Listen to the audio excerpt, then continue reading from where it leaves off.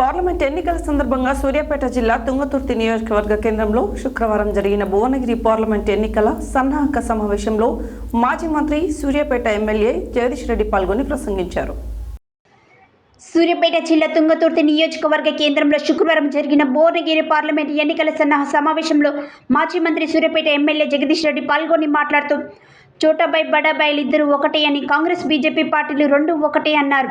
లోపాకార ఒప్పందంతోనే రెండు పార్టీలు కొన్ని చోట్ల పోటీ చేస్తున్నాయని, రేవంత్ మోడీలు కలిసి ప్రజా సమస్యలను పక్కదారి పట్టిస్తున్నారని ఆరోపించారు. రాష్ట్రానికి మోడీతో ఒరిగేదేమీ లేదని, కేసీఆర్ మొదలుపెట్టిన బస్సు యాత్రతో రేవంత్ రెడ్డికి వణుకుడు మొదలైందన్నారు.